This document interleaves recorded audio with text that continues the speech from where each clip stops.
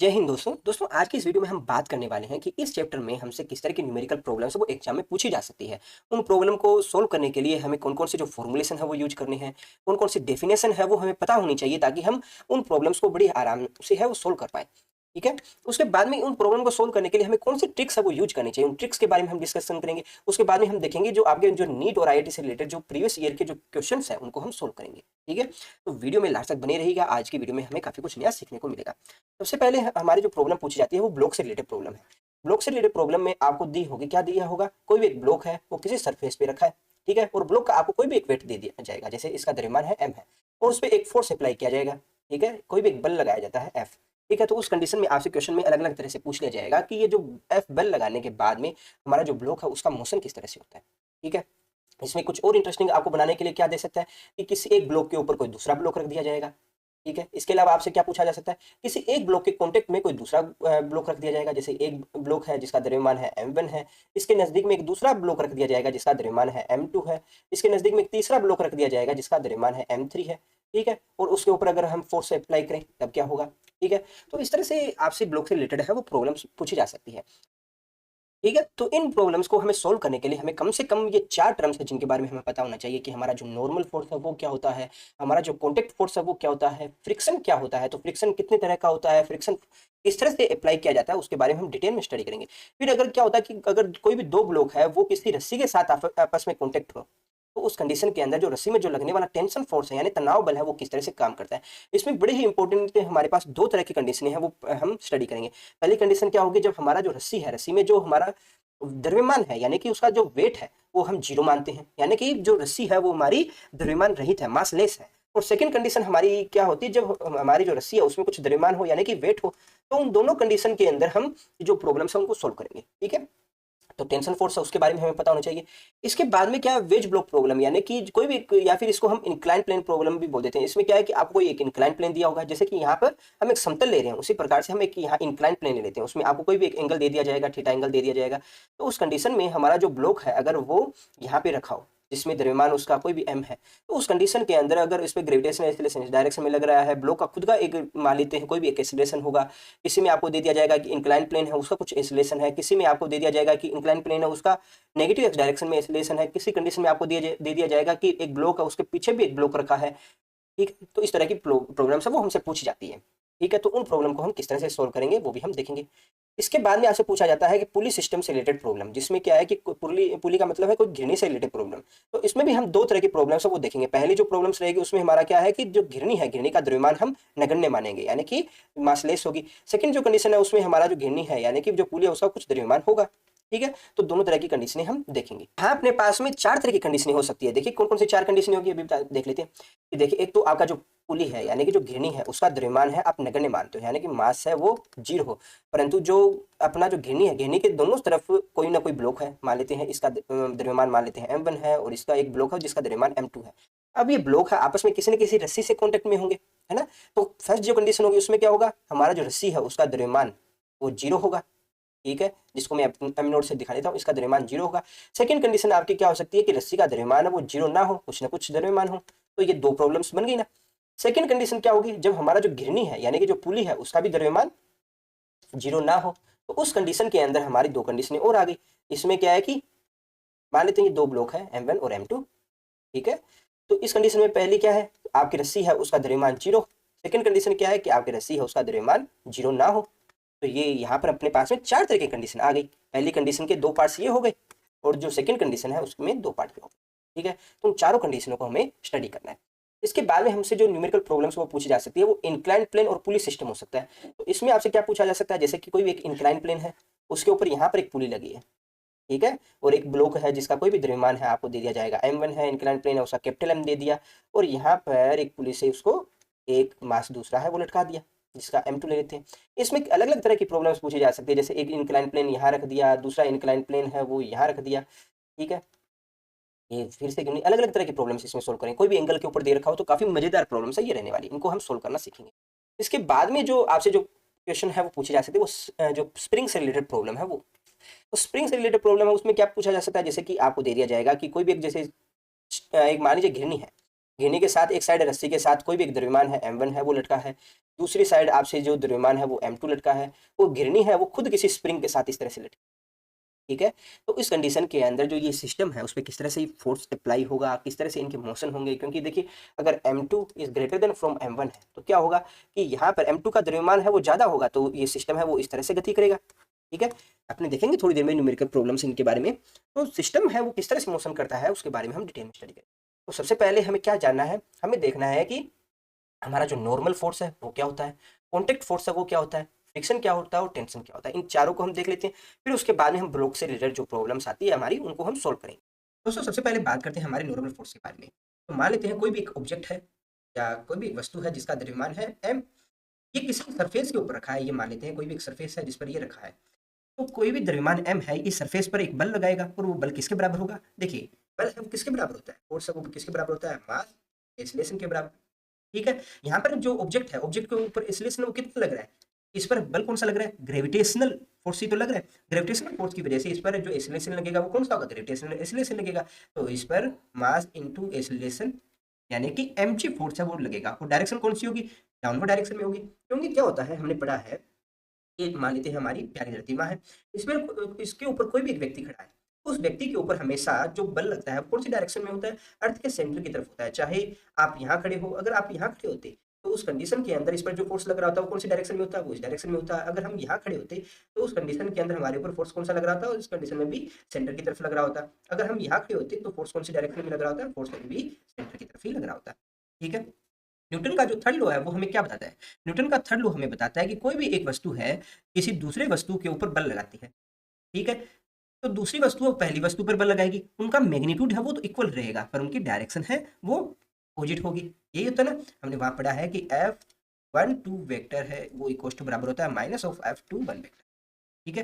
तो यहाँ पर जो मास m है ये सरफेस पे कितना फोर्स लगा रहा है, ये लगा रहा है mg, तो ये हमारा क्या होगा, एक्शन फोर्स हो गया। तो एक्शन फोर्स की हमेशा एंटी डायरेक्शन में एक रिएक्शन फोर्स लगेगा, तो रिएक्शन फोर्स कौन सी डायरेक्शन में लगेगा, इसके अपोजिट डायरेक्शन में, जिसको हम क्या बोलते हैं, नॉर्मल फोर्स बोलते हैं, ठीक है। इसे आप नॉर्मल फोर्स या रिएक्शन फोर्स बोल सकते हो, दोनों एक ही चीज है, जिसको आप एन से डिनोट करते हो, ठीक है। तो ये आपका जो नॉर्मल फोर्स है या जो रिएक्शन फोर्स है वो किसके बराबर हो जाएगा, mg के बराबर हो जाएगा। अलग अलग कंडीशनों के लिए ये अलग अलग होगा, ठीक है। तो दोस्तों हमेशा आपको याद रखना है कि जो नॉर्मल फोर्स है वो हमेशा सरफेस के परपेंडिकुलर लगेगा, यानी कि ये सरफेस है, सरफेस के साथ जो आपका जो नॉर्मल फोर्स जो लग रहा है वो कितने डिग्री का एंगल बनाएगा, वो 90 डिग्री का एंगल बनाएगा, हमेशा सरफेस के परपेंडिकुलर लगेगा। और उसकी वैल्यू किसके बराबर होगी, जितना हम एक्शन फोर्स लगाएंगे, यानी कि अगर मान लीजिए इसका द्रव्यमान है वो 10 kg होता है, 10 kg होता है, तो ग्रेविटेशनल एक्सीलरेशन की वजह से 10g हो जाता है इसकी वैल्यू, तो जो नॉर्मल फोर्स है वो 10g के बराबर हो जाता है। अगर इसका द्रव्यमान है वो 10 किलो की बजाय अगर 50 किलो होता तो इस पर जो लगने वाला फोर्स है वो कितना हो जाता, 50g के बराबर हो जाता। तो यहाँ पर नॉर्मल फोर्स है वो अलग अलग आते जाएंगे, अलग अलग केस के, ठीक है। तो हम बात करते हैं कॉन्टेक्ट फोर्स के बारे में। तो जैसा नाम से ही हमें पता चल रहा है कि कोई भी तो सरफेस है जहां पर एक दूसरे के कॉन्टेक्ट में आती है तो वो फोर्स है वहां अप्लाई होता है। तो देखिए यहाँ पर मान लेते हैं हमारा कोई भी एक मास है m1 है, ठीक है, मास m1 है, और ये क्या है, मास m1 कहाँ रखा है, एक सरफेस पे रखा है, तो सरफेस के साथ ये कॉन्टेक्ट में आ रही है, यहाँ सरफेस के साथ ये कॉन्टेक्ट में तो आ रही है। तो यहाँ पर जो सरफेस है यानी कि ग्राउंड का जो सरफेस है और जो हमारा जो द्रव्यमान m1 है जहाँ पर एक दूसरे के संपर्क में आती है तो उन दोनों के मध्य एक बल लगता है, उस बल को हम क्या बोलते हैं, कॉन्टेक्ट फोर्स, ठीक है। आप कहेंगे कि सर फिर अपना जो अपना नॉर्मल फोर्स इन दोनों में डिफरेंस क्या है, देखिए नॉर्मल फोर्स है उसमें हमेशा क्या वर्क करता है, ग्रेविटेशनल एक्सीलरेशन वर्क करता है, ठीक है। और उसकी डायरेक्शन कौन सी होता है, हमेशा डाउनवर्ड डायरेक्शन होता है अपना जो ग्रेविटेशनल एक्सीलरेशन, तो उस वजह से mg डाउनवर्ड डायरेक्शन में लगता है। और हमारा नॉर्मल फोर्स है वो हमेशा उसके अपोजिट डायरेक्शन में लगता है। परंतु कॉन्टेक्ट है वो तो अलग अलग तरीके से हो सकता है, जैसे कि क्या हो सकता है, यहाँ पर हमारा जो m1 ब्लॉक है उसके ऊपर कोई एक ब्लॉक और रखा हो, ये मान लेते हैं m1 के ऊपर कोई दूसरा ब्लॉक m2 रखा हो, तो यहाँ पर m2 और m1 है वो भी एक दूसरे के कॉन्टेक्ट में आ रहे हैं, तो यहाँ पर जो कॉन्टेक्ट में आ रहे हैं तो ये वाली भी एक कॉन्टेक्ट सरफेस बन रही है, तो इन दोनों के मध्य यानी कि m1 और m2 के मध्य भी एक बल लग रहा है, तो ये भी एक तरह का कॉन्टेक्ट फोर्स हो गया। आप कहेंगे सर ये तो नॉर्मल फोर्स ही हो गया, बिल्कुल ये भी नॉर्मल फोर्स ही है। परंतु देखिए अगर क्या होता है कि m1 ब्लॉक है आपका ऐसे रखा हो और m2 ब्लॉक है वो इसके बिल्कुल बगल में रखा हो, अब दोनों की जो कॉन्टेक्ट सरफेस है, कॉन्टेक्ट सरफेस कौन सी है, ये वाली आपकी जो सरफेस है ये कॉन्टेक्ट सरफेस है, तो इस कॉन्टेक्ट सरफेस के मध्य जो बल लग रहा है वो क्या होगा, आपका कॉन्टेक्ट फोर्स होगा, यानी कि यहाँ पर जो m1 है m2 पे जो फोर्स लगा रही है, और दूसरा क्या है आपका जो m2 है वो m1 पे जो फोर्स लगा रहा है, ये आपका कॉन्टेक्ट फोर्स है। यानी कॉन्टेक्ट फोर्स है वो कौन सी डायरेक्शन में लग सकता है, कॉन्टेक्ट फोर्स है वो आपका जो नॉर्मल फोर्स की तरह क्या है, अपवर्ड और डाउनवर्ड डायरेक्शन में लग सकता है। इसके अलावा क्या है, आपकी हॉरिजॉन्टल डायरेक्शन में भी लग, ठीक है, यानी वर्टिकल और हॉरिजॉन्टल दोनों डायरेक्शन में लग सकता है। ठीक है, ये क्लियर हो गया होगा। अब m1 और m2 की कॉन्टेक्ट जो फोर्स है इसकी वैल्यू किस तरह से कैलकुलेट करेंगे, ये मैं आपको डिस्कस करें। सबसे पहले बात करते हैं ना, ये जो इसको मैं दो केस मान लेता हूँ, ये आपका फर्स्ट केस है और सेकंड केस है। तो दोनों केस के लिए हम देख लेते हैं कि अपना जो कॉन्टेक्ट फोर्स है उनकी वैल्यू क्या रहेगी। देखिए सबसे पहले इस तरह की जो प्रॉब्लम होती है उनको सोल्व करने के लिए हम क्या करेंगे, जितने भी आपके पास में ब्लॉक दे रहे हैं उनके हम क्या बनाएंगे, free body diagram, free body diagram. ठीक है, तो यहाँ पर देखिए कि आपका जो एक तो ब्लॉक रखा है m1, ये आपका ब्लॉक है m1, और ये दूसरा जो ब्लॉक रखा है उसके कॉन्टेक्ट में ये जो रखा है m2। तो यहाँ पर m1 और m2 है वो कितनी सरफेस उनकी कॉन्टेक्ट में आ रही है, तो देखिए सबसे पहले हमारी जो m1 है ये कॉन्टेक्ट में किसके है, ये ग्राउंड के कॉन्टेक्ट में है, तो एक तो फोर्स यहाँ पर लगेगा। ठीक है, तो देखिए क्या फोर्स लगेगा, यहाँ पर m1 है वो ग्राउंड पर डाउनवर्ड डायरेक्शन में कौन सा बल लगा रहा है, ये लगा रहा है m1 g के बराबर। तो ग्राउंड है इस पर ऊपर की तरफ कौन सा बल लगाएगी, नॉर्मल फोर्स लगाएगी, ये कौन सी डायरेक्शन में होगा, अपवर्ड डायरेक्शन में होगा n1। तो एक तरह से यहाँ पर ग्राउंड और जो सरफेस है उनके मध्य जो कॉन्टेक्ट फोर्स है वो किसके बराबर है, n1 के बराबर है। इसी प्रकार से जो आपका m2 है, m2 कितना बल लगा रहा है, m2 कितना बल लगा रहा है, m2 आपका लगा रहा है सरफेस के ऊपर, जो आपका ग्राउंड है ग्राउंड पे कितना बल लगा रहा है, m2 g लगा रहा है, ये आपका m2 g के बराबर हो गया। तो यहाँ पर जो ग्राउंड है, ग्राउंड वापस जो m2 जो ब्लॉक है उस पर कितना बल लगाएगा, ये लगाएगा अपवर्ड डायरेक्शन के अंदर, उसकी वैल्यू कितनी होगी, n2 के बराबर होगी। ठीक है, अब यहाँ पर एक दूसरी सरफेस कौन सी है जो कॉन्टेक्ट में है, ये है m1 और m2 के मध्य की जो सरफेस ये वाली। तो यहाँ पर देखिए दो कोई भी स्थिर वस्तुएं हैं वो आपस में इस तरह से रखी है एक दूसरे कॉन्टेक्ट में, तो जितना बल m1 है वो m2 पे लगाएगा उतना ही बल m2 है वो m1 पे लगाएगा। तो यहाँ पर एक्शन और रिएक्शन होकर टोटल वैल्यू कितनी आ जाएगी, 0 आ जाएगी। ठीक है, क्यों, क्योंकि यहाँ पर किसी तरह का कोई मोशन नहीं है, कुछ भी नहीं है, तो यहाँ पर जो कॉन्टेक्ट फोर्स है वो कितना हो जाएगा, m1 और m2 के मध्य ये 0 हो जाएगा। तो जो मैं एफ कॉन्टेक्ट फोर्स को मैं FC से दिखा देता हूँ। ठीक है, ये कितना हो जाएगा, 0। क्यों, क्योंकि जितना m1 है वो m2 पे फोर्स अप्लाई कर रहा है उतना ही m2 है वो m1 पे अप्लाई कर रहा है। ठीक है, परंतु अगर अपनी ये फर्स्ट कंडीशन देख रहे होते तो उसके अकॉर्डिंग अपनी वैल्यू क्या आ जाती है, इसको हम देख लेते हैं। देखिए क्या होता है कि आपका ब्लॉक है m1, ये हमारा जो ब्लॉक है m1, और ये दूसरा है हमारा जो ब्लॉक है वो m2, ये दूसरा ब्लॉक है m2।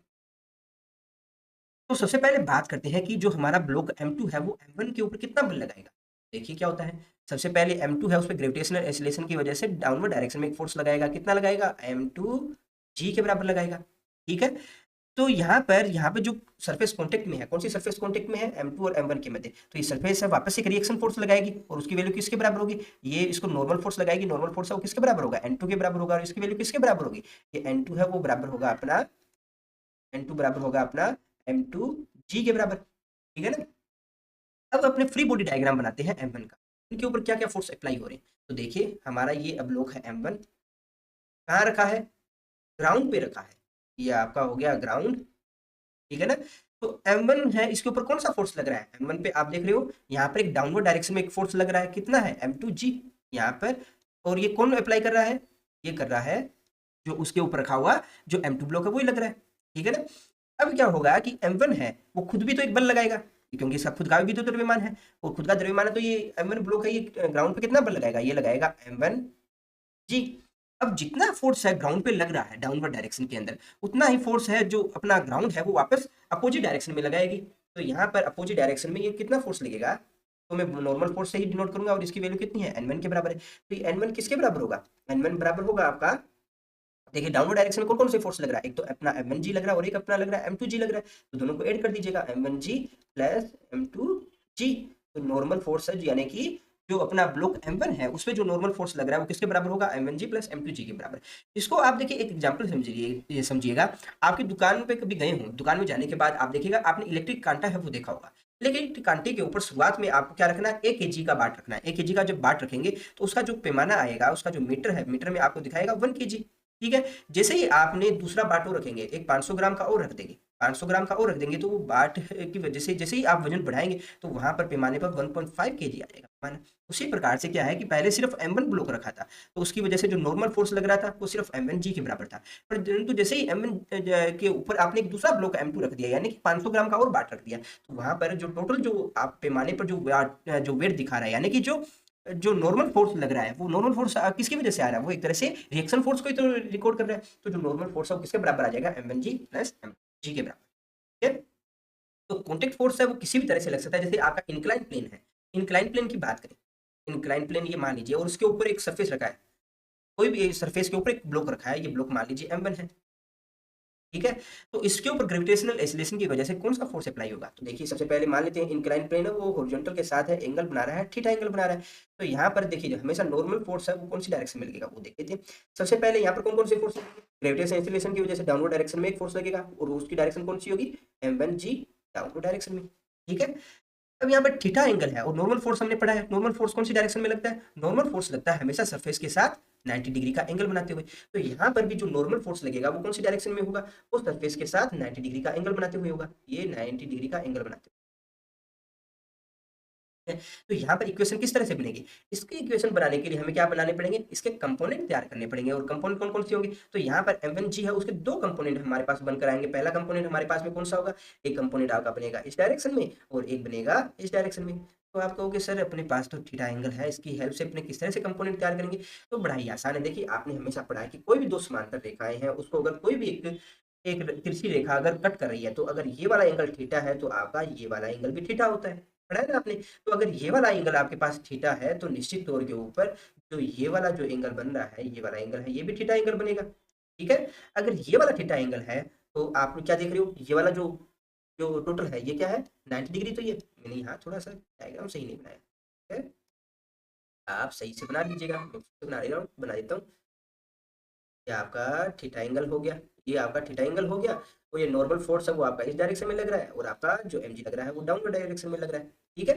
तो यहाँ पर देखिए जो m1g है ये कौन सा होगा? एक तो नॉर्मल फोर्स, देखिए कंपोनेंट तैयार करने आपने देखे ना पिछले सेकंड चैप्टर में, नहीं देखे तो वहां देखिएगा। तो यहाँ पर एक कंपोनेंट अपने इस डायरेक्शन में बना रहे हैं और एक बना रहे हैं इस डायरेक्शन में, ठीक है। तो अगर ये वाला एंगल थीटा है, ये वाला एंगल थीटा है तो ये वाला एंगल कितना बनेगा? ये बनेगा 90 माइनस थीटा और ये वाला वापस कितना बनेगा? ये बनेगा अपना थीटा एंगल बनेगा। तो यहाँ पर आप देखिए इसको मैं फिर से बता देता हूँ। ये आपके दो कंपोनेंट है, ये आपका mg जा रहा है इस डायरेक्शन में और ये बन रहा है थीटा एंगल। तो इसका जो थीटा के पास वाला जो कंपोनेंट होता है, क्योंकि अपने फोर्स के लिए देखिए अपने उन्हें अप्लाई किया था पहले, देखिए फोर्स F होता है और ये थीटा एंगल बना रहा होता है। तो इसका एक कंपोनेंट अपने इधर वाली साइड लेते थे, कितना लेते थे? F cos theta. और जो थीटा के साथ जो दूसरी वाली साइड होती थी उसको अपने क्या कहते थे? F sin theta, F sin theta कहते थे ना। तो यहाँ पर अपने पास में दो कंपोनेंट बनेंगे। तो यहाँ पर m1g का इधर वाली जो साइड जो कंपोनेंट बनेगा ये अपने पास में क्या होगा? m1g cos थीटा और इधर वाली साइड जो कंपोनेंट अपने पास निकल कर आएगा वो कितना हो जाएगा? m1g sin theta. तो यहाँ पर देखिए ये वाली डायरेक्शन यहाँ पर कंपोनेंट कितना है? m1g sin थीटा और इधर वाली साइड क्या है अपना? m2g। तो यहाँ से जो आपका नॉर्मल फोर्स है, नॉर्मल फोर्स है वो किसके बराबर होगा? नॉर्मल फोर्स आपका बराबर होगा आपका m2g cos थीटा के बराबर। तो आप कहेंगे ये m1g sin थीटा ये किसके बराबर होगा? देखिए जब भी आपने कोई भी तिरछी तिरछी सरफेस के ऊपर यानी इंक्लाइन के ऊपर कोई ब्लॉक रखते हो तो आप क्या देखते हो? आप देखते हो कि ब्लॉक है वो नीचे की तरफ मोशन शुरू कर देता है। ये आपका कोई भी सरफेस पर आपने जब ब्लॉक रखा तो आप क्या देखेंगे कि ब्लॉक है वो किसी वेलोसिटी के साथ मोशन करते हुए उसके जो अपना इंक्लाइन प्लेन है उसके जो हाइट से, कोई भी उसकी हाइट है उससे उसके नीचे की तरफ आ जाता है गति करते हुए, आ जाता है ना। तो वो उसमें मोशन किस वजह से आता है? वो मोशन आता है अपना m1g sin थीटा की वजह से, ठीक है। वो क्या है कि इस डायरेक्शन में क्या मोशन करेगा? इस डायरेक्शन में क्या कोई मोशन करेगा? नहीं करेगा। उसका मोशन कौन सा होगा? हमेशा इस डायरेक्शन में। क्यों? फिसलन तो इसी साइड में होती है।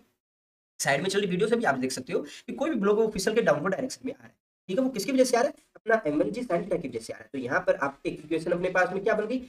हमारे पास यहाँ दो इक्वेशन बनकर आती है कि एक तो आपका नॉर्मल फोर्स है वो किसके बराबर हो जाएगा? आपका हो जाएगा m2g cos थीटा के बराबर, ठीक है। दूसरा आपका क्या हो जाएगा? आपका जो टोटल जो फोर्स लग रहा है कौन सी डायरेक्शन में? इस डायरेक्शन में जो फोर्स लग रहा है वो किसके बराबर हो जाएगा? m1g sin थीटा के बराबर। और फोर्स है वो किसके बराबर होता है? वो हम जानते हैं मास इनटू एक्सीलरेशन के बराबर होता है। तो इसका मास कितना है ब्लॉक का? ब्लॉक का मास है m1 और एक्सीलरेशन कितना है? a के बराबर है। तो यहाँ से a की वैल्यू कितनी आ जाएगी? g sin थीटा के बराबर, ठीक है, याद रह जाएगा। इसी में देखिए कुछ इंटरेस्टिंग फैक्ट्स और बता देता हूँ। अगर क्या होता कि ये आपका इंक्लाइन प्लेन है और थोड़ा सा अच्छे से इंक्लाइन प्लेन बनाते हैं कि नहीं, ये आपका इंक्लाइन प्लेन है, ये आपका इंक्लाइन प्लेन है और उस पर कोई भी ब्लॉक रखा है, ये आपका m1 है, ये ब्लॉक m1 है और इसके बगल में एक दूसरा ब्लॉक आपका रखा है ये m2 और इंक्लाइन प्लेन है ये क्षैतिज के साथ कितना एंगल बना रहा है? ये बना रहा है थीटा एंगल, ठीक है। हम जानते हैं कि कोई भी वस्तु है उस पर हमेशा वर्टिकली डाउनवर्ड डायरेक्शन के अंदर कौन सा फोर्स लगता है, ग्रेविटेशनल फोर्स लगता है। तो यहाँ पर जो ग्रेविटेशनल फोर्स लग रहा है कौन सी डायरेक्शन में लगेगा, M1 ब्लॉक पे कौन सी डायरेक्शन में लगेगा, डाउनवर्ड डायरेक्शन में, ये होगी उसकी डाउनवर्ड डायरेक्शन में, ये M1 ब्लॉक है जी। इसी प्रकार से M2 पर डाउनवर्ड डायरेक्शन में कौन सा फोर्स लगता है, ये लगता है mg, कोई दिक्कत नहीं है, ठीक है। नॉर्मल फोर्स कौन सी डायरेक्शन में लगेगा, नॉर्मल फोर्स लगता है हमेशा सरफेस के साथ 90 डिग्री के एंगल के ऊपर। तो ये सरफेस है आपकी, सरफेस के साथ 90 डिग्री का जो एंगल बनेगा वो इस डायरेक्शन में बनेगा, ये आपका नॉर्मल फोर्स है, ये N1 है, और इसी प्रकार से ये जो नॉर्मल फोर्स है N2, ठीक है क्या, कोई दिक्कत है इसमें। इसमें देखिए एक इंटरेस्टिंग चीज क्या है, अभी हम लोगों ने क्या पढ़ा कि देखिए कोई भी दो समांतर रेखा है उसको तिरछी लाइन कोई भी कट करती है, तो अगर ये एंगल थीटा है तो ये एंगल भी थीटा होगा। तो अगर ये एंगल आपका थीटा है तो यहाँ पर ये एंगल है वो कितना बनेगा, भी थीटा बनेगा। और इसी प्रकार से जो M2 है वो भी कितना बनाएगा, ये थीटा एंगल ही बनाएगा, ठीक है, थीटा बनाएगा। तो अभी अपनों ने क्या पढ़ा है कि अगर इसके जो कंपोनेंट तैयार किए ना अभी अपनों ने, तो कंपोनेंट कौन कौन से बनेंगे, एक तो इस डायरेक्शन में कंपोनेंट बनकर आएगा, क्या आएगा आपका, इस डायरेक्शन में कंपोनेंट बनकर आएगा M1g sin थीटा। इस प्रकार से इधर के जो कंपोनेंट बनकर आएगा वो कौन सा बनकर आएगा, ये आपका बनकर आएगा M1g cos थीटा, कोई दिक्कत है। इसी प्रकार से आपका जो M2 ब्लॉक है उसके लिए कंपोनेंट कौन सा होगा, एक तो इस डायरेक्शन में होगा और एक इस डायरेक्शन में होगा। तो यहाँ पर अपनी वैल्यू क्या हो जाएगी, M2g cos थीटा, और एक इधर वाली साइड जो कंपोनेंट होगा ये क्या होगा, M2g sin थीटा के बराबर, ठीक है ना। तो यहाँ पर आपके जो नॉर्मल फोर्स है वो किसके बराबर आ जाएंगे, नॉर्मल फोर्स के लिए हम देखते हैं कि आपका सबसे पहले एक इक्वेशन यहाँ बन के आती है, N2 है वो किसके बराबर आ जाएगा, M2g cos थीटा के बराबर। इसके अलावा जो आपका N1 है वो किसके बराबर हो जाएगा, N1 आपका बराबर आ जाएगा आपका M1g cos थीटा के बराबर, ठीक है। इसी प्रकार से हमारा क्या है, यहाँ पर देखिए इधर वाली तरफ कौन कौन से फोर्स लग रहा है, इधर वाली तरफ दो फोर्स लगते हैं, ये एक तो आपका M1 ब्लॉक है, ये आपका M2 ब्लॉक है। और M1 और M2 की वजह से कौन कौन से फोर्स लग रहे हैं, M1 की वजह से इस वाली डायरेक्शन में फोर्स लग रहा है आपका M1g sin थीटा के बराबर, और आपका जो M2 ब्लॉक है उसकी वजह से कौन सा फोर्स लग रहा है, M2 की वजह से फोर्स लग रहा है M2g sin थीटा के बराबर। तो देखिए हमेशा एक्शन रिएक्शन तो आपने पढ़ा ही है, तो हमेशा एक्शन का रिएक्शन होगा, तो टोटल जो फोर्स है वो किसके बराबर हो जाएगा, टोटल फोर्स है वो बराबर आ जाएगा आपका M1g sin theta plus M2g sin theta, ठीक है। और फोर्स F है वो किसके बराबर होगा, तो देखिए दोनों ब्लॉक है, दोनों ब्लॉकों को आपस में मिलाने पर इनका मास कितना हो जाता है, मास है आपका ये हो जाता है M1 प्लस M2, ये दोनों का मास कितना है M1 प्लस M2 के बराबर। तो यहाँ पर फोर्स की जगह जब इसको रिप्लेस करेंगे तो आपके पास क्या आ जाएगा, मास M1 plus M2 into acylation है उसको A से डिनोट करेंगे। और यहाँ पर भी आप g sin थीटा को कॉमन लेंगे तो आपके पास में क्या आ जाएगा, आपके पास में आ जाएगा M1 प्लस M2 और g sin थीटा। तो यहाँ पर दोनों साइड जो करता है उसको काट दीजिएगा। तो यहाँ से एसिलेशन की वैल्यू क्या आ जाएगी, एसिलेशन की वैल्यू क्या आ जाएगी, g sin थीटा। आप कहोगे सर ये तो चाहे आपने एक ब्लॉक रखा हो चाहे आपने उसके साथ में दूसरा ब्लॉक रख दिया हो, एसिलेशन की वैल्यू तो इक्वल ही आ रही है, यहाँ ऊपर भी अपना एसिलेशन की वैल्यू g sin थीटा ही आ रही थी और अभी भी g sin थीटा ही आ रही है। तो बिल्कुल आपका इस जब तक इस सिस्टम के ऊपर कोई बाहरी हम यानी कि एक्सटर्नल फोर्स हम नहीं लगा रहे हैं तो उस कंडीशन के अंदर जो हमारा एसिलेशन है वो चेंज नहीं होगा। एक्सटर्नल फोर्स वैसे तो लग रहा है यहाँ पर ग्रेविटेशनल एसिलेशन, परंतु अभी एक हम अलग से एक फोर्स और अप्लाई करेंगे तब देखेंगे कि किस तरह से एसिलेशन है वो इफेक्ट डालता है, ठीक है। जब तक कि कोई भी हम कोई और बल नहीं लगाते हैं ग्रेविटेशनल एसिलेशन के अलावा तब तक है अपने जो जो ग्रेविटेशनल जो अपना एसिलेशन है वो अपना जी sin थीटा के बराबर ही आएगा, ठीक है। तो कॉन्टैक्ट फोर्स आप समझ चुके होंगे, यहाँ पर क्या है जो नॉर्मल फोर्स है वो अपना N1 M2 हो गया और एसिलेशन है वो अपना जी sin थीटा, ठीक है। एक एग्जाम्पल मैं आपको और देना चाहूंगा इसके अंदर। क्या होता है कि मान लेते हैं कि आपका कोई भी एक सरफेस है, सरफेस के ऊपर कोई भी एक ब्लॉक रखा है, ये आपने एक ब्लॉक रख दिया, ठीक है, और ब्लॉक का द्रव्यमान है M1, ठीक है, और इस पर आपने एक फोर्स लगाया, इस डायरेक्शन में एक फोर्स लगाया, F फोर्स लगा दिया। तो इस फोर्स की वजह से क्या है कि मास M1 है ये क्या है, गति करना शुरू कर देता है। मान लेते हैं ये जो सरफेस रखी है कोई भी चिकनी सरफेस पे रखी है जिस पर किसी भी तरह का कोई घर्षण बल नहीं लगता है, तो फ्रिक्शन फोर्स होता क्या है, फ्रिक्शन फोर्स यानी कि घर्षण बल होता क्या है वो भी हम लोगों ने स्टडी नहीं किया है। इसलिए जब तक हम फ्रिक्शन फोर्स को स्टडी नहीं करते तब तक हम मान लेते हैं कि आपने जो ये सरफेस यूज कर रहे हो उस पर जो फ्रिक्शन फोर्स है वो लग रहा है जीरो, फ्रिक्शन फोर्स को एफ से ही डिनोट करते हैं, ये लग रहा है जीरो। तब तक हम जब तक हम इसको स्टडी नहीं कर लेते तब तक एक बार जीरो ही मानते हैं। आपने कोई भी चिकनी टाइल है, टाइल के ऊपर कोई भी एक ब्लॉक है वो M1 रखा है और उस पर एक बल है वो F लगा रहे हो आप, ठीक है। तो बल F लगाएंगे, आप अपने हथेली से किसी ब्लॉक को धक्का देंगे तो वो क्या है आगे की तरफ मोशन करेगा। तो मान लेते हैं इस ब्लॉक का इस डायरेक्शन में कोई भी एसिलेशन लग रहा है, वो ए एसिलेशन लग रहा है, उसकी वैल्यू किसके बराबर होगी वो देख लेते हैं।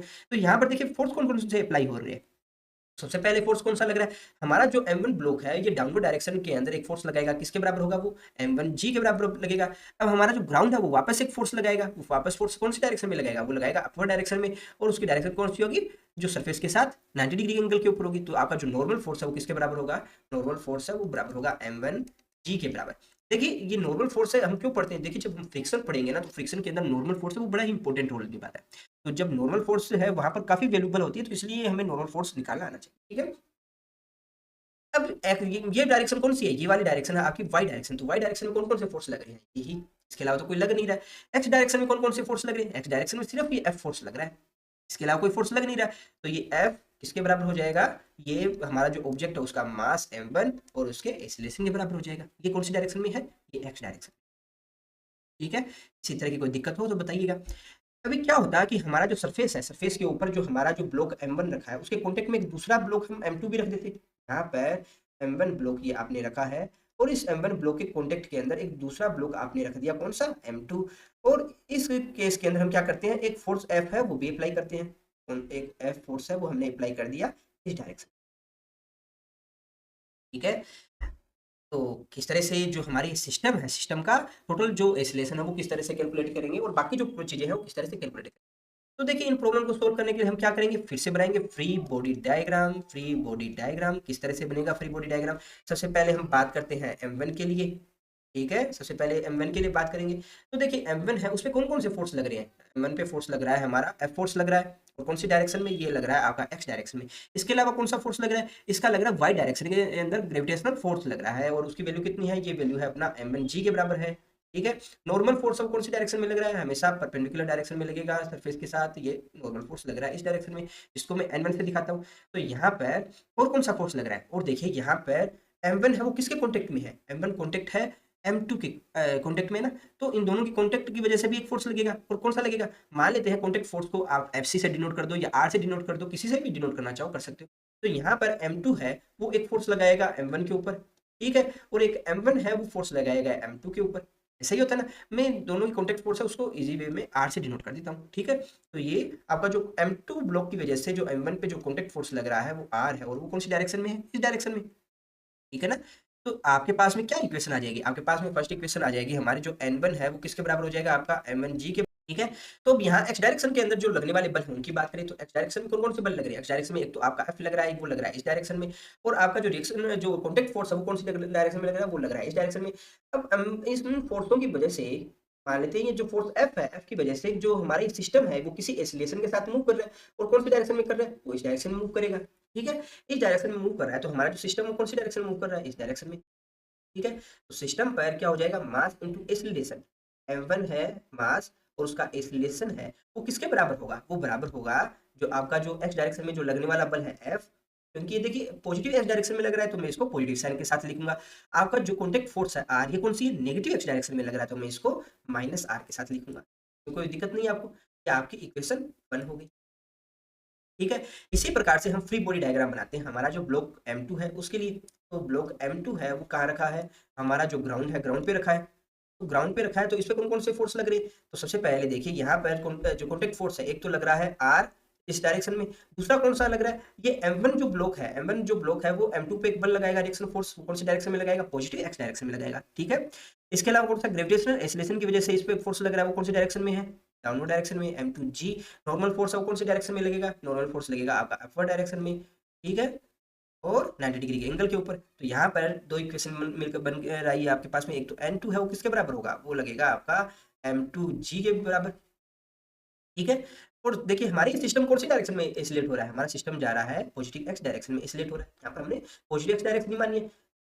तो यहाँ पर सिस्टम हमारा कौन सी डायरेक्शन में जा रहा है, x डायरेक्शन में। तो x डायरेक्शन में इक्वेशन क्या बनेगी, तो देखिए मास इंटू एक्सीलरेशन, मास कितना है m2, एक्सीलरेशन कितना है a, ये किसके बराबर होगा, r के बराबर हो जाएगा, ठीक है। इसके अलावा x डायरेक्शन में क्या कोई फोर्स लग रहा है, नहीं लग रहा। तो आप क्या करेंगे, यहाँ पर इक्वेशन 1 और 2 को आप ऐड करेंगे तो आपके पास में क्या आ जाएगा, आपके पास में आ जाएगा m1 plus m2 into acceleration a, साथ में ना ये किसके, ये r जब इस r में ऐड होगा तो ये क्या है, प्लस और माइनस आपस में कैंसिल आउट हो जाएंगे, कैंसिल आउट हो जाएंगे तो आपके पास में क्या बचेगा, f तो इसके बराबर बचेगा। तो यहाँ से जो सिस्टम है, सिस्टम का एक्सीलरेशन है वो क्या हो जाएगा, सिस्टम का एक्सीलरेशन अपने पास में आ जाएगा f upon m1 plus m2, ठीक है, क्या इसमें किसी को डाउट है? डाउट हो तो बताइएगा। इसी में एक एग्जांपल मैं और दे देता हूँ आपको। क्या होता है कि आपका जो सिस्टम है, सिस्टम में आपके पास में 3 ब्लॉक रख दिए होते हैं यहाँ पर M1, फिर इसके साथ में कॉन्टेक्ट में दूसरा ब्लॉक रखा होता है M2, फिर इसी के साथ में एक तीसरा ब्लॉक रख दिया होता है आपका M3। ठीक है, अब एक फोर्स है आपने यहाँ पर एक्सटर्नल लगा दिया यहाँ से।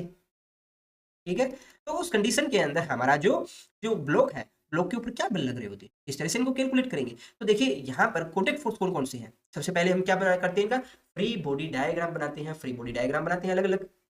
ये आपका M1 के लिए, ठीक है, इसके बाद ये आपका M2 के लिए, और ये आपका M3 के लिए।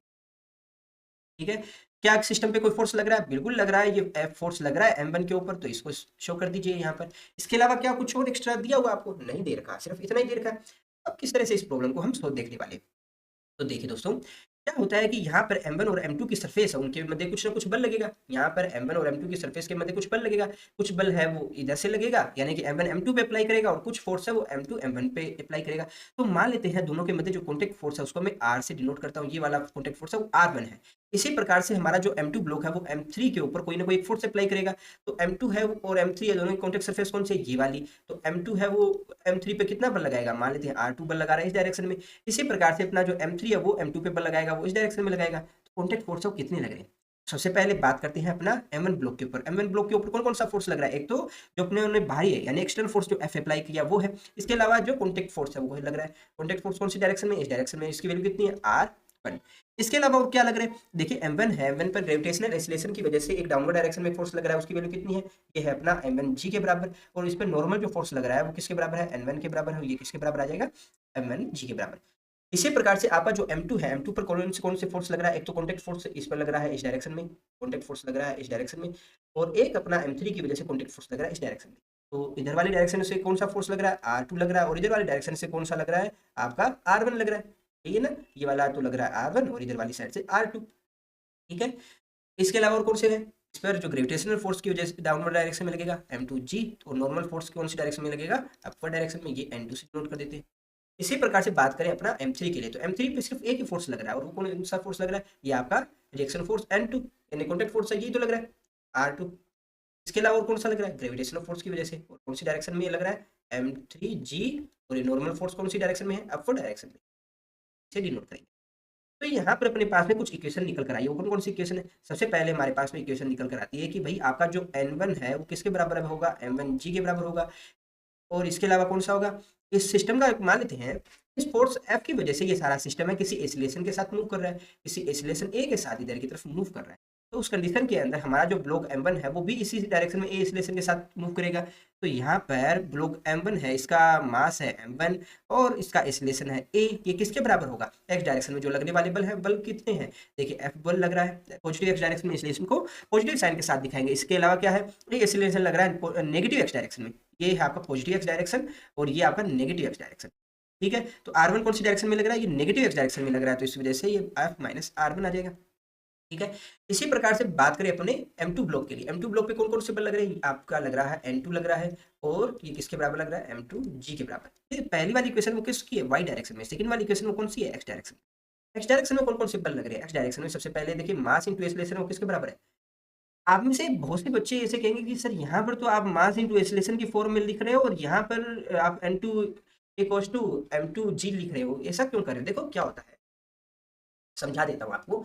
देखिए टोटल जो फोर्स होता है वो अपने को लेना है, एफ नेट है वो लेंगे। ठीक है, जितने भी फोर्स आपका कोई भी डायरेक्शन हो, चाहे एक्स डायरेक्शन हो चाहे वाई डायरेक्शन हो, उसके लिए लेंगे। आप वाई डायरेक्शन के लिए आपके मन में ये आ सकता है कि direct N1 equals to M1G के बराबर लिख दिया। कैसे लिखा? तो देखिए वाई डायरेक्शन में क्या कोई पार्टिकल है या अपना ऑब्जेक्ट है, उसका कोई एक्सीलरेशन है? नहीं है। इस वजह से हमेशा लिखते हैं। देखिए क्या होता है यहाँ पर वाई डायरेक्शन के लिए इक्वेशन, एक्चुअल में वाई डायरेक्शन में आपकी इक्वेशन आ रही होती एंड सबसे पहले मास है M1, और वाई डायरेक्शन में एक्सीलरेशन कितना है? 0, क्योंकि वाई डायरेक्शन में मूव ही नहीं कर रहा है। ये किसके बराबर होता है? वाई डायरेक्शन में फोर्स कौन कौन से लग रहे हैं? सबसे पहले तो आपका लग रहा है N1 फोर्स लग रहा है, और जो नेगेटिव वाई डायरेक्शन में कौन सा लग रहा है? M1G लग रहा है। तो नेगेटिव वाई डायरेक्शन में आपका लग रहा है M1G। तो यहाँ से ये किसके बराबर होता है? 0 equals to N1 minus M G। तो यहाँ से आप इसको सोल्व करेंगे तो आप किसके बराबर आ जाएगा? N1 इक्वल्स टू M1G के बराबर आ गया ना ये।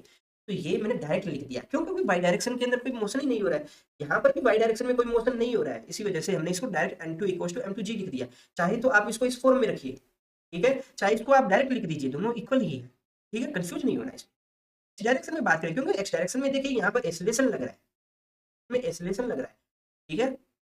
जब आप फ्रिक्शन फोर्स पढ़ेंगे, फ्रिक्शन फोर्स में पढ़ेंगे तो हम देखेंगे कि कोई भी एक ऑब्जेक्ट है उसके ऊपर एक इतना बल नहीं लगा दिया जाए कि वो चलना प्रारंभ कर दे, ठीक है। मैं अभी समझाता हूँ, ये एक बार आपको कंप्लीट करवा दूं। देखिए n2 है वो किसके बराबर आ गया, यहाँ पर m2g के बराबर आ गया। तो अब एक्स डायरेक्शन की बात करें, एक्स डायरेक्शन में क्या लगेगा, एक्स डायरेक्शन में देखिए इसका एक्सीलरेशन a लग रहा है, तो यहाँ पर m2 a जो बराबर किसके बराबर होगा, देखिए कौन कौन से फोर्स यहाँ पर लग रहे हैं। देखिए सबसे पहले r1 लग रहा है आपका पॉजिटिव एक्स डायरेक्शन में, प्लस R2 है, R2 क्या है, नेगेटिव एक्स डायरेक्शन में, इसलिए माइनस चिन्ह के साथ लगाएंगे, ठीक है। तो ये आपकी सेकंड इक्वेशन बन गई, ये आपकी फर्स्ट इक्वेशन बन गई। इसी प्रकार से आपकी जो थर्ड इक्वेशन वो क्या आ जाएगी, थर्ड इक्वेशन आ जाएगी। देखिए सबसे पहले वाई डायरेक्शन में देखिए, तो वाई डायरेक्शन में किसके बराबर हो जाएगा, n3 है वो किसके बराबर आ जाएगा, m3g के बराबर आ जाएगा। इसके अलावा कौन सा फोर्स लग रहा है, यहाँ पर एक्सीलरेशन है इसका पॉजिटिव एक्स डायरेक्शन में, तो ये अपना m3a ये किसके बराबर आ जाएगा, आपका R2 के बराबर आ जाएगा, क्योंकि इस डायरेक्शन में तो कोई और फोर्स लग ही नहीं रहा है। ये इक्वेशन थर्ड आ गई। जब आप इक्वेशन 1 + 2 + 3 करेंगे तो आपके पास में क्या आ रही है वैल्यू, आपके पास में आ रही है m1 + m2 + m3 a, ये किसके बराबर आ जाएगी, देखिए इनको ऐड कीजिएगा f - r1, फिर ये इसको ऐड करेंगे तो आपके पास ओवरऑल आ जाएगा f, ठीक है।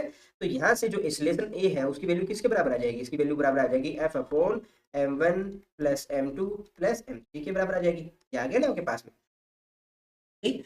तो यहाँ से आपने एक कंक्लूजन पे निकलते हैं कि यहाँ पर तो आपका एक्सीलरेशन है वो किसके बराबर है, फोर्स, और साथ में अपोन क्या है m1 + m2 + m3। और यहाँ पर जब हमने दो ब्लॉक लिए थे तो हमारे पास क्या एक्सीलरेशन है वो किसके बराबर आ रहा था, a = m1 + m2, ठीक है ना। तो यहाँ पर एक कंक्लूजन के ऊपर निकल रही है, क्या निकल रहा है कि कोई भी एक आपको ब्लॉक का सिस्टम दे रखा है, जैसे इसके ऊपर मास m1 है और इसके ऊपर मास m2 है, ठीक है, और इसके ऊपर कोई भी एक फोर्स F है वो जो अप्लाई किया जाता है, ठीक है। तो इसका एक्सीलरेशन निकालना है तो आपको हमेशा क्या करना है, इसको एक सिस्टम मान लेना है, यानी कि जो ब्लॉक m1 और m2 है इनको एक सिस्टम मान लेंगे, ठीक है, एक सिस्टम मान लेंगे, और सिस्टम मान के इसका जो टोटल द्रव्यमान है वो आप क्या मान लोगे, m1 + m2 मान लोगे।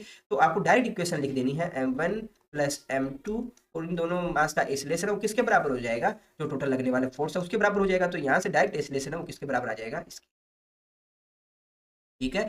इसके अलावा क्या दिया होता आपको, यहाँ पर जैसे तीन ब्लॉक दे दिया जाते हैं, यहाँ पर m1 दे दिया जाता है, यहाँ पर दूसरा ब्लॉक m2 दे दिया जाता है, यहाँ पर एक तीसरा ब्लॉक है m3 दे दिया जाता है, और इस पर कोई भी एक फोर्स F अप्लाई किया जाता है। तो उस कंडीशन में अगर आपसे पूछा जाता है कि एक्सीलरेशन क्या है सिस्टम का, एक्सीलरेशन क्या है सिस्टम का, तो हम क्या करेंगे, इन m1 m2 m3 ब्लॉक है उसको एक सिस्टम मान लेंगे, सिस्टम मान लेंगे, यानी कि उसको एक निकाय मानकर इन तीनों को द्रव्यमान के बराबर जोड़ के डायरेक्ट इसको देखेंगे, कंसिडर करेंगे। तो यहाँ पर आपके पास सिस्टम का क्या हो जाता है, m1 + m2 + m3, ये तीनों का जो सिस्टम है उसका एक्सीलरेशन में किसके बराबर होगा, जो लगने वाला जो टोटल फोर्स है उसके बराबर हो जाएगा। तो यहाँ से जो एक्सीलरेशन है उसकी वैल्यू कितनी आ जाएगी, F/m1 + m2 + m3, ठीक है। क्या होता है कि यहाँ पर आप है इतना बल लगाते हैं, F लगाने के कारण अगर यहाँ पर एक्सीलरेशन है वो जीरो हो जाता है, एक्सीलरेशन जीरो हो जाता है। बहुत सी बार आपने देखा होगा कि आपके यहाँ घर पे बेड रखा होगा, बेड के ऊपर जब आप बल लगाते हो, हाथ से बल लगाते हो, और बेड है या संदूक काफी भारी है और वो संदूक हिल नहीं रही है, तो उस कंडीशन में क्या है कि सिस्टम का जो एक्सीलरेशन है वो जीरो है। तो उस कंडीशन में यहाँ पर आपकी जो इक्वेशन बन रही होती है वो कैसी होती है, यहाँ पर मान लेते हैं अगर सिस्टम में एक्सीलरेशन नहीं होता तो उस कंडीशन में क्या होता है, वैल्यू कंडीशन में क्या होता है, तो ये एक्सीलरेशन जीरो कर देते हैं, ये जीरो कीजिएगा। तो यहाँ पर आपकी फर्स्ट जो इक्वेशन होती है F इक्वल टू क्या आ जाता है, R1 के बराबर। यहाँ पर किसके बराबर होता है, R1 इक्वल टू R2 के बराबर, और ये R2 किसके बराबर होता है, जीरो के बराबर होता है। यानी कि यहाँ पर क्या देख रहे हो कि R2 की वैल्यू जीरो है, R2 की इक्वल टू R1, तो यहाँ पर R1 की वैल्यू भी जीरो आ रही है, और यहाँ पर टोटल F है वो भी जीरो के बराबर आ रहा है, ठीक है। ये कंडीशन कब है, जब हम फ्रिक्शन फोर्स है वो सिस्टम में मान नहीं रहे, सिर्फ फ्रिक्शन फोर्स जब मानेंगे ना तो मैं इक्वेशन पढ़ूंगा वहां जीरो तो बराबर नहीं आएगा। परंतु यहाँ पर एक रिजल्ट आपने देखा है, आप क्या देख रहे हो कि जब भी कोई सिस्टम है, कोई भी ऑब्जेक्ट रखे हों, तो अगर उनके अंदर कोई एक्सीलरेशन नहीं है, किसी भी तरह का एक्सीलरेशन नहीं है, उस कंडीशन के अंदर उनमें जो कॉन्टैक्ट फोर्स होता है, जो उनमें कॉन्टैक्ट फोर्स लग रहा होता है वो जीरो होता है, क्योंकि यहाँ पर m2 और m3 है, उनके मध्य कॉन्टैक्ट फोर्स कितना लग रहा है, ये R2 तो लग रहा है, R2 लग रहा है ना, सिस्टम में किसी तरह का एक्सीलरेशन नहीं है, इस सिस्टम में जैसे ही एक्सीलरेशन हटाते हैं उस वक्त अपना कॉन्टैक्ट फोर्स कितना आ जाता है, जीरो आ जाता है, ठीक है। इसी प्रकार से m1 है और m2 के मध्य भी कॉन्टैक्ट फोर्स जीरो आ जाता है, कब, जब आपका एक्सीलरेशन है वो जीरो। आपका जो भी अभी फ्रिक्शन फोर्स पड़ेंगे वहां पर काफी सारे केस ऐसे आएंगे जहां पर अपना जो एक्सीलरेशन है वो जीरो ही आता है, ठीक है। उस कंडीशन में क्या होता है, मतलब जो जो फ्रिक्शन फोर्स है वो काउंटर करता है जो अप्लाइड फोर्स है उसके बराबर, यानी कि अप्लाइड फोर्स के बराबर अगर अपना फ्रिक्शन फोर्स लग रहा है तो उस कंडीशन के अंदर सिस्टम में उसका एक्सीलरेशन जीरो हो जाता है। तो उस कंडीशन के अंदर हम क्या देखेंगे, हम देखेंगे कॉन्टैक्ट फोर्स है वो जीरो आ जाता है। ठीक है। तो कॉन्टैक्ट फोर्स से रिलेटेड फिर भी अगर आपको डाउट हो तो आप कमेंट में बताइएगा, क्योंकि देखिए कॉन्टैक्ट फोर्स पढ़ने के बाद जब हम इनके न्यूमेरिकल प्रॉब्लम सॉल्व करेंगे तो काफी चीजें हैं, ये छोटे छोटे टर्म्स हमें काफी यूज आने वाली है। ठीक है। तो इंक्लाइन प्लेन से रिलेटेड अगर हमारे पास प्रॉब्लम हो तब भी हमें कंपोनेंट निकालने आने चाहिए, किस डायरेक्शन में हमारा जो ग्रेविटेशनल एक्सीलरेशन है वो किस तरह से वर्क करता है, यानी कि इस डायरेक्शन में हमारा जो mg कंपोनेंट है, इस डायरेक्शन में आपका mg cos थीटा है, इस डायरेक्शन में आपका mg sin थीटा है, अगर इसी ब्लॉक के ऊपर एक दूसरा ब्लॉक रख दिया जाता तो क्या होता है। अभी हम एक रिएक्शन फोर्स, एक चीज और मैं बताता हूँ, चलिए देखते हैं और बताता हूँ आपको। ये मान लेते हैं कि आपका इंक्लाइन प्लेन है, इंक्लाइन प्लेन के ऊपर आपने ये ब्लॉक रखा है, ये ब्लॉक रखा है। ठीक है। अब ग्रेविटेशनल एक्सीलरेशन कौन सी डायरेक्शन में लग रहा है, ग्रेविटेशनल फोर्स लग रहा है आपका इस डायरेक्शन में। ठीक है। नॉर्मल फोर्स कौन सी डायरेक्शन में लग रहा है, नॉर्मल फोर्स लग रहा है इस डायरेक्शन। ठीक है। तो आप में से हमेशा याद रखिएगा कि यहाँ पर m1 और जो सरफेस है इसके मध्य भी जो एक्शन रिएक्शन हो रहा है वो कौन सी डायरेक्शन में, वो इस डायरेक्शन में है। यानी कि जितना बल है m1 है वो इस सरफेस पे लगा रहा है, सरफेस पे कितना लगा रहा है, इस डायरेक्शन में कितना लग रहता है m1 g cos थीटा, उतना ही सरफेस क्या है अपोजिट डायरेक्शन में, परंतु स्मॉल मैग्नीट्यूड होगा। इस पे लगाएगा, ब्लॉक पे लगाएगा, तो यहाँ पर भी एक्शन रिएक्शन वर्क करेगा। चाहे आप इसको सीधा समतल पे रख दीजिएगा तब भी एक्शन रिएक्शन वर्क करेगा। तो दोस्तों आज की इस वीडियो में हमने कुछ बेसिक प्रॉब्लम्स है जो ब्लॉक से रिलेटेड है वो हमने डिस्कस की है। नेक्स्ट वीडियो में हम कुछ एडवांस जो प्रॉब्लम्स है वो उनको हम डिस्कस करने वाले हैं। तो नेक्स्ट वीडियो को आप जरूर देखिएगा। आज की वीडियो में बस इतना ही। अगर वीडियो अच्छी लगी हो तो लाइक कीजिएगा, चैनल को सब्सक्राइब कीजिएगा। धन्यवाद।